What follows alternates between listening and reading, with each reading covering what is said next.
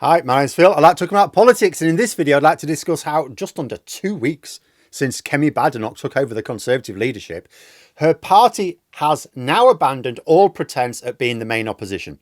And I don't just mean they're bad at it. I mean they actually made a statement yesterday that I was genuinely shocked at. They've essentially admitted that they are not going to be in opposition to Labour because the details are a little bit too awkward for them. But first, for daily political commentary, please click the subscribe button so you don't miss out. Also, keep the comments coming about anything different you see me doing. I'm in a bit of a playful mood, so keep commenting on what works and doesn't. But anyway, yesterday I discussed how Kemi Badenoch had actually gotten worse in her second PMQs. It was, in a way, quite impressive to completely disintegrate her economic credibility in just over a week in charge. But PMQs, I mean, it's watched by PMQs itself isn't watched by that many people, but you will get some killer clips produced and then they'll go around social media. So you'll get a few people seeing it. So it's not like Badenoch can just brush it off. But the mainstream media won't be running with this in the same way they would if the roles were reversed. But after PMQs, I only found about this yesterday, it's like the Tories just gave up. So it concerned the council tax cap. Now, the Tories are trying to say that it should be lower. Of course they are. They're all about reducing taxes, or at least talking about reducing taxes. In government, of course, they hiked them up to record levels in practice. But from the safety of opposition, they can now go back to calling for lower taxes, right? And Badenoch can just claim, look, yeah, we raised taxes, but you know what? They would have been lower if I'd have been in charge sooner, right? Only as we learned from Wednesday, she's not quite making that argument work. However, the Tories have a particular problem when it comes to calling for a lower council tax cap specifically. In fact, they've got two problems. Labour haven't actually raised it. In fact, they haven't done anything with it at all. So the council tax cap that's in place is the one that the Tories implemented. But it's a little bit more awkward than that. The specific Conservative minister who set the current council tax cap was, yes, Kemi Badenoch, the now leader of the Conservative Party.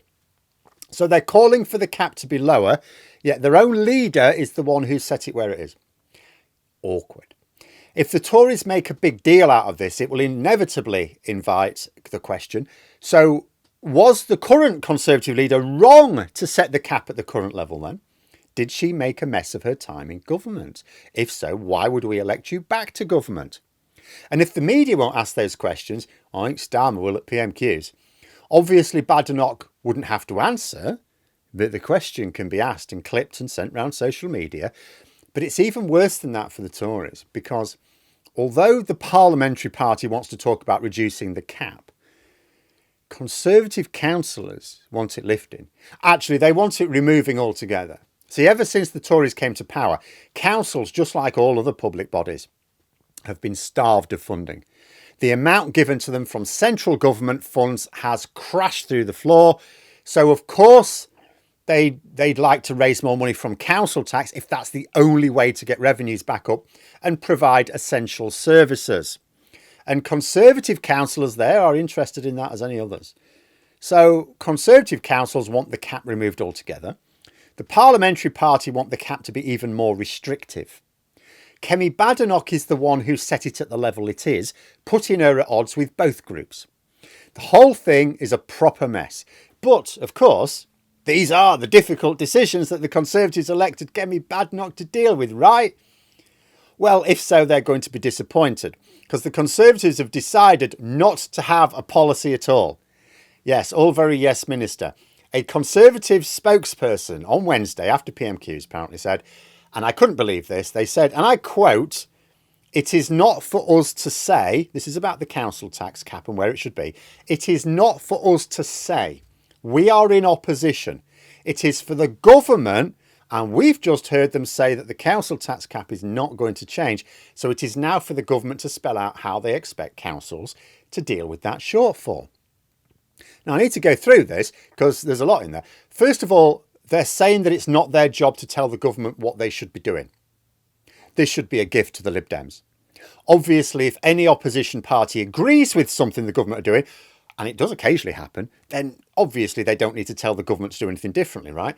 But if, as the case is here, they're trying to say that the government are making the wrong decision, you have no credibility unless you say what your decision would be. You've got to tell them what the right decision is. Otherwise, how can you say that their decision's wrong? The Conservatives have completely abandoned their role as lead opposition at this point. And if I were the Lib Dems, I'd be pointing this out on the doorstep heavily. If you want a strong opposition to the Labour government, there is no point voting Tory because, in their own words, they're not interested in suggesting alternatives to government decisions that they don't like. They will happily say they don't agree with this decision, but they will not say what they would do in the same position. But there's more. They've said it's for the government to explain how councils deal with the shortfall. And you think, well, what shortfall? See, you can only claim there's a shortfall if you're arguing that the cap should have been raised. So are the Conservatives saying that the cap should have been raised? No, because like I said, it's Badenoch who set it at the current level. Labour are not increasing it, I presume because that would hit working people, however you define them. And this is the complete mess that the Tories are in. They're trying to attack Labour for leaving councils without recourse to raise enough funds. But they can't say Labour should let them raise more funds because that means attacking their own leader's decision in government as well as doing the opposite of what Tory MPs want to happen. It's an absolute shambles. When it was pointed out that Badenoch didn't have any policies, during the leadership contest, she said, well, we shouldn't get bogged down in the details of policies too early when the election is years away. And there is wisdom in that. But let's just propose another hypothesis here. Let us suppose that maybe Badenoch didn't have firm policies, not because she doesn't want to get tied down when she doesn't yet know what the economic and political landscape is going to look like at the next election. Let us suppose instead that the real reason she didn't have any policies is because she doesn't actually have a plan for leading her party. That, like Boris Johnson before her, she just thinks of leadership as looking good, having some meetings, nice cup of tea and a biscuit, enjoying the adulation and basically winging it. Because it's ludicrous that you can trap yourself into a position of having to say that the government are making the wrong decision, especially actually when it's a decision your own leader made as a minister a few months ago, but that you are not going to say what the right decision should be. That is not going to work. Still, if this is the strategy that Badenoch wants to pursue, and if Conservative MPs are happy to go along with it, far be it from me to interfere. But there we are. Those are my thoughts. Let me know yours in the comments below. If you've enjoyed the video, please click the like button. And if you'd like to support the channel further, you can join for memberships. Thanks for watching. And until next time, I'll see you later.